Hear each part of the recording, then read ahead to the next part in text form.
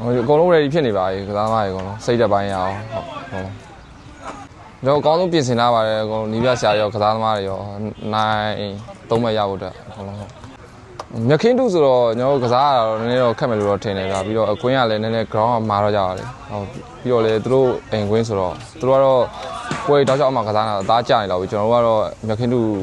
ဒီရာဒီမှာကစားရတာတစ်ပွဲနှစ်ပွဲလောက်ပဲရှိပြဆိုတော့လေဟုတ်ခက်ခဲမယ်လို့တော့ထင်တယ်ဗျာဟုတ်သူတို့ဒုတိယမကျော်မှာအကောင်းဆုံးပြင်ဆင်ထားတာဆိုတော့ပထမကျော်တော့ကစားခက်မယ်လို့ထင်တယ်ဗျာပြီးတော့မြခင်းတုကွင်းလည်းဖြစ်နေတာဆိုတော့ဟုတ်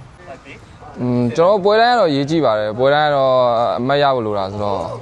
ရင်ပွဲတိုင်းပါပဲကျွန်တော်ပြင်ဆင်ထားတာဟုတ်ကျွန်တော်အခွင့်အရေးရခဲ့ရင်တော့အကောင်းဆုံးကိုစမ်းညံစမ်းရှိတော့အကောင်းဆုံးအသင်းတော့ကစားပြီးတော့ပါဟုတ်နှစ်ပတ်ပွဲကကျွန်တော်ရှမ်းအသင်းတော့ရေးကြည့်တယ်ပြီးတော့ရန်ကုန်အသင်းတော့ရေးကြည့်တယ်ပွဲတစ်ပွဲဖြစ်တယ်ပွဲကောင်းတစ်ပွဲဖြစ်မှာဖြစ်တယ်ပြည်သက်တွေလည်းအားပြီးဖိတ်ခေါ်ပါတယ်ဗျာ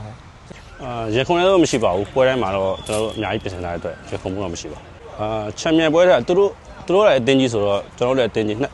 တင်းရှင်ပြိုင်တဲ့အချိန်မှာတော့အရာတန်းအရေးကြီးပါတယ်ပြန်ဆိုင်မှုကတော့ပြည့်ထန်မှာပါသူတို့ဘက်ကလည်းအများကြီးပြင်ဆင်ထားတဲ့အတွက်ပြန်ဆိုင်မှုကတော့တော်တော်ပြည့်ထန်မှာပါဗျကျွန်တော်တို့ကတော့ပွဲတိုင်းတော့အရေးပါပါတယ်မျောလင့်ထားရတော့မရှိပါဘူးပွဲတိုင်းကိုအကောင်းဆုံးပြင်ဆင်ပြီးတော့အကောင်းဆုံးနိုင်ပွဲရအောင်ပဲကျွန်တော်ကပြင်ဆင်ထားပါရှုံးပွဲမရှိစံချိန်ရတော့မရှိပါဘူးကျွန်တော်ကပွဲတိုင်းကိုနိုင်အောင်ကန်ပြီးတော့ကိုယ်လှုပ်ရှားရှိတဲ့အလုပ်ကိုလုပ်နေတဲ့အတွက်ဘယ်အတင်းအောင်မှတော့အရင်ဖြစ်ထားတာမရှိပါဘူးကွဲပြားမှုကတော့မရှိပါဘူးသူတို့အကောင်းဆုံးပြင်ဆင်နိုင်ရာရှိတာအကုန်လုံးပြင်ဆင်ထားတဲ့အတွက်ကျွန်တော်တို့ကလည်းကျွန်တော်ရှိတဲ့လောက်အကုန်လုံးပြင်ဆင်ထားတာပါအတင်းနှစ်တင်းဖြစ်တဲ့အတွက်ပြန်ဆိုင်မှုကပြင်းထန်ပါပါရန်ကုန်ကွင်းကတော့တည့်တဲ့အတိုင်းပဲမြခင်းသူ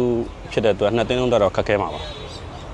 ဒီပွဲမှာဒီပွဲကတော့ချန်ပီယံအဆုံးဖြတ်ပါပဲသူတို့လည်းအကုန်လုံးတည်ပြီးသားပါပြည်သက်တွေလည်းအကုန်တည်ပြီးသားပါဒီပွဲကတော့ချန်ပီယံအဆုံးဖြတ်ပါပဲ